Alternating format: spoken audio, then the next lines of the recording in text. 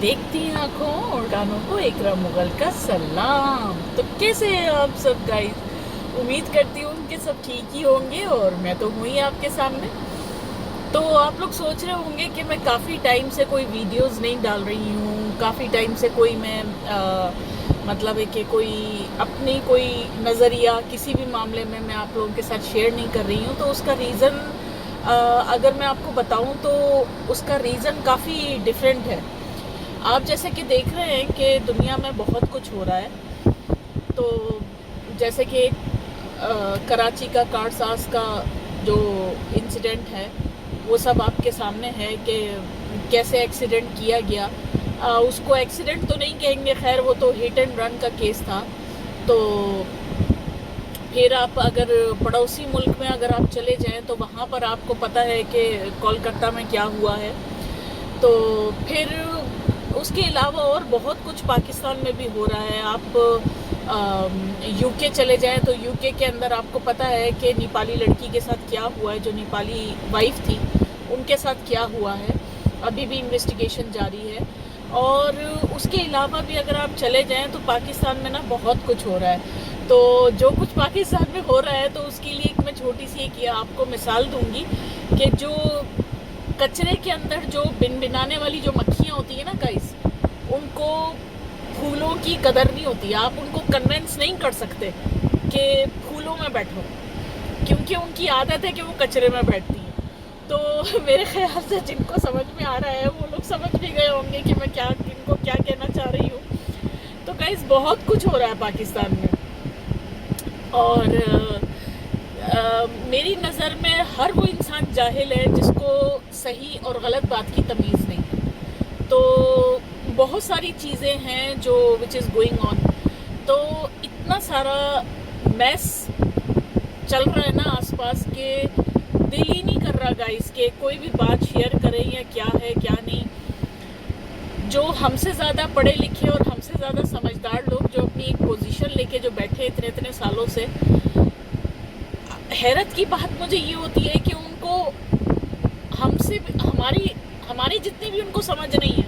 जो हम चीज़ें समझ लेते हैं वो भी वो लोग नहीं समझ पाते। तो फिर ऐसी पोजीशंस का भी क्या ही फ़ायदा। तो बहरहाल ये सब कुछ चीज़ें चल रही है, लेकिन कहीं ना कहीं इतनी ख़राब चीज़ों में बहुत सारी अच्छी चीज़ें भी।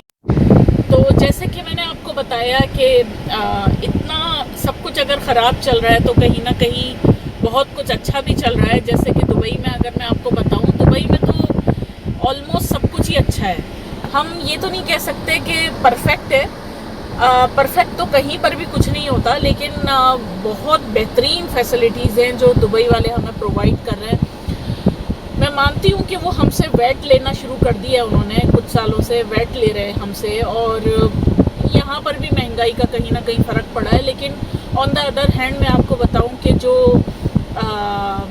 मिस आयशा हैं, जो फूड एटीएम चलाती हैं, बहुत सारे लोग उनको जानते हैं कि फूड एटीएम के अंदर वो उन गरीबों को, उन लेबर्स को वो 3 दरम में उनका पेट भर रही है, 3 दरम में उनको खाना दे रही है, which is awesome. I think कि वो इतनी महंगाई के दौर में वो कैसे मैनेज कर रही हैं। और सामने वाला मतलब मायूस ना हो जाए, सामने वाला ये ना सोचे कि हम लोग पता नहीं चैरिटी में खा रहे हैं, इसलिए उनको राइट दिए हैं कि आप जो खा रहे हैं आप उनका पैसा दें। और जो पैसा उनकी जेब पे भारी भी नहीं है। जहाँ हम 1-1.5 दरम की एक कड़क चाय पी लेते हैं, 1 दरम का हम लोग पानी पी लेते हैं, वहाँ पर 3 दरम में अगर कोई आपको खाना खिला दे, पूरी मील आपको इंजॉय करवाए, तो आई थिंक ये बहुत ही कमेंडेबल ये चीज़ें होती हैं जिसको हमें अप्रिशिएट करना चाहिए।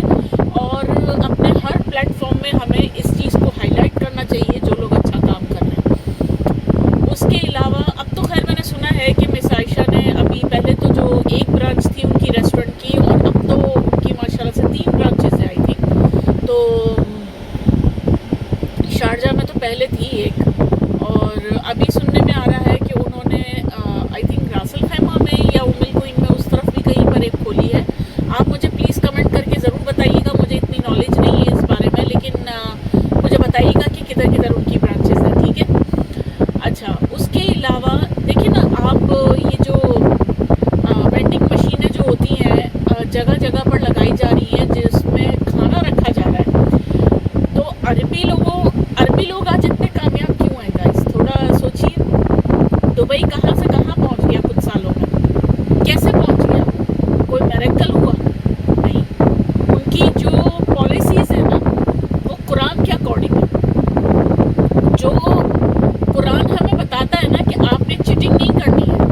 नाइंसाफ़ी नहीं करनी है, आपने किसी का हक नहीं मारना है, आपने मतलब है कि किसी का नाजायज़ नहीं हिस्सा खाना है, आपने कोई मिलावट नहीं करनी है।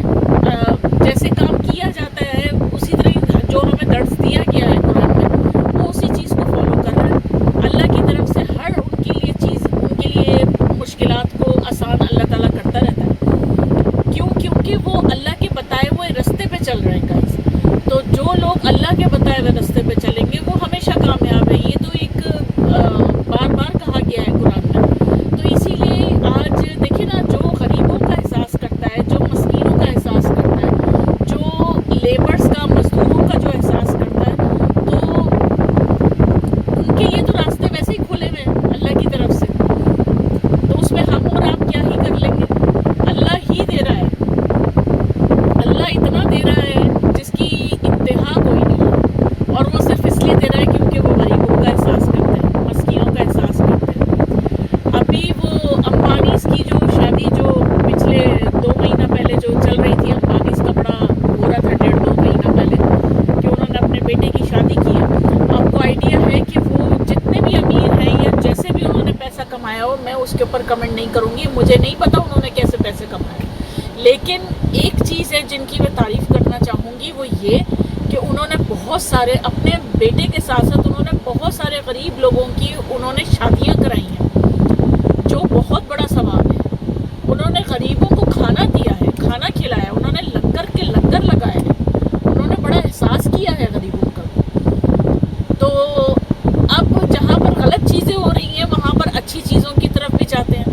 कुछ पॉजिटिविटी जो चल रही है हमारे आसपास, उसको भी हम लोग हाईलाइट करते हैं ताकि हम अपनी ज़िंदगियों से इतने मायूस ना हो जाए जितने हम हुए हुए हैं। ये सारी बातें बताने का, ये सारी बातें हाईलाइट करने का मकसद सिर्फ इतना है कि आप लोग मायूस ना हो अपनी ज़िंदगी से, कि जहाँ खराबियाँ चल रही हैं वहाँ पर अच्छाइयाँ भी चल रही हैं। जहाँ पर बातें तो बहुत हो गई हैं और बहुत बातें होती रहती हैं हम लोगों के बीच में। तो मेरे हाल मैं कहना ये चाहती हूँ कि बस आप अपने आसपास की पॉजिटिविटी भी देखें। देखिए माशाल्लाह पाकिस्तान में मतलब है कि गोल्ड मेडल आ चुका है, 1 नहीं 2 नहीं 3 आ चुके हैं और काफ़ी अप्रिशिएट करा जा रहा है। अरशद शरीफ हो गए, आमिर खान हो गए और दूसरा एक जो लेडी हैं जो लेकर आई हैं माशाल्लाह से।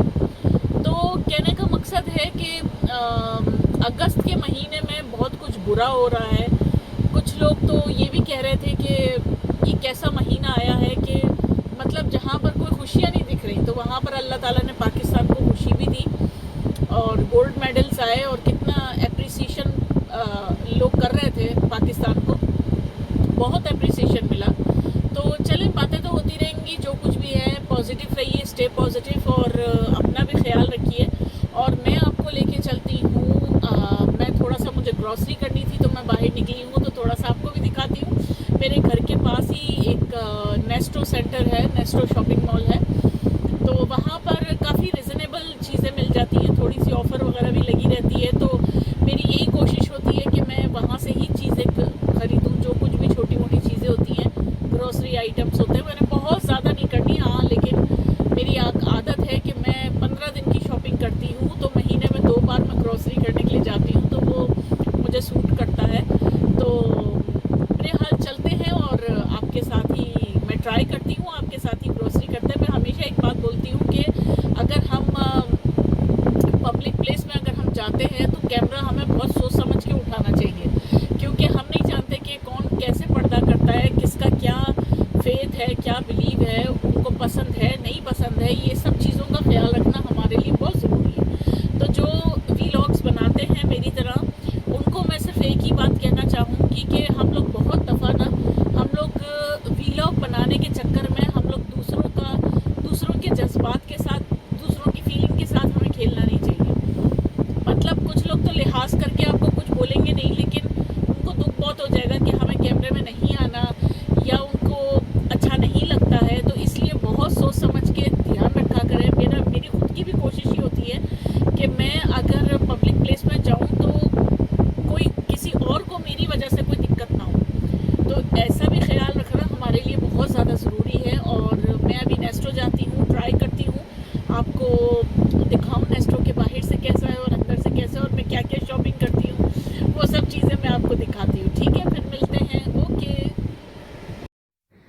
तो गाइस हम लोग यहाँ से, जैसे कि आप देख सकते हैं, हम अंदर आए हैं। और सबसे पहले तो मुझे टॉयलेटरी आइटम्स लेने थे कुछ, तो बस मैं वहाँ से टॉयलेटरी आइटम्स ख़रीद रही थी, चीज़ों को देख रही थी। और फिर देखिए ना आप, कितनी क्लीनिंग है। तो जब मुझे यूटेंसिल्स मिले तो मैं लूँ या ना लूँ, मेरी आदत है कि मैं एक बार देखती ज़रूर हूँ गाइस। तो बस मैं देख रही हूँ और मैं सोच रही हूँ कि हाँ, किसी टाइम पर आऊँगी और लूँगी ये भी। तो बस आपको तो पता ही है कि हम यहाँ पर बस सैलरी लेने वाले बंदे हैं, तो इतना नहीं हो पाता है। जो ज़रूरी है चीज़ें वो ही लेती हूँ। और चॉकलेट्स तो मुझे बहुत ज़्यादा पसंद हैं और मेरी फेवरेट सारी की सारी चॉकलेट्स यहाँ पर थी, पर मैंने काफ़ी कंट्रोल किया। बस देखा एक नज़र और देख के बस दिल बहला लिया। और फिर जब मैं यहाँ पर आई तो मुझे याद आया कि मुझे टिश्यूज़ तो लेने ही थे। टिश्यूज़ तो, उसके बगैर तो ज़िंदगी अधूरी है हमारी तो दुबई की। तो बस देख रही थी कि ऑफ़र्स में भी लगे हुए टिश्यूज़, लेकिन जो भी टिश्यूज़ मैं लेती हूँ या जो भी मैं चीज़ें लेती हूँ उसकी मैं ट्राई करती हूँ कि उसकी जो क्वालिटी है वो बेस्ट हो। तो मुझे टिश्यूज़ पसंद है ना गाइज़, उसकी जो क्वालिटी आपको मैं अभी दिखा देती हूँ कि मैं जो टिश्यूज़ मैं लेती हूँ ये है अलकूज़ी टिश्यूज़। तो ये अलकूज़ी टिश्यूज़ ऐसे होते हैं, इतने सॉफ्ट होते हैं और 2 प्लाई होते हैं। तो ये मुझे बहुत पसंद है। ये चलते भी हैं, ये आराम से मेरा 1.5 महीना निकल जाता है। और उसके बाद फिर बारी आई कुछ फ्रूट्स की। ट्राई करती हूँ कि फ्रूट ज़्यादा से ज़्यादा खाऊं, क्योंकि जब तक मैं दुबई में हूँ मैं नहीं जानती कल का, मैं बिल्कुल नहीं जानती कि कल मेरे साथ क्या हो जाए। जो पाकिस्तान में फ्रूट्स इजीली अवेलेबल नहीं होते हैं गाइस, वो मेरी कोशिश होती है कि मैं वो एटलीस्ट यहाँ से सब खाऊं, ताकि कभी भी ज़िंदगी के किसी मोड़ पे आकर मुझे ये रिग्रेट ना हो कि हाँ, मैं दुबई में भी थी, वो फ्रूट्स भी मिल रहे थे और मैंने वो फ्रूट्स टेस्ट करके भी नहीं देखे कि वो कैसे होते हैं। तो मैं फ्रूट्स तो मैं ज़रूर लेती हूँ और मैंने कुछ फ्रूट्स भी ले लिए। तो बस ये छोटा सा एक वीलॉग था आपके सामने जो मैंने आपको दिखाया। तो चलती हूँ, दुआ में याद रखिएगा।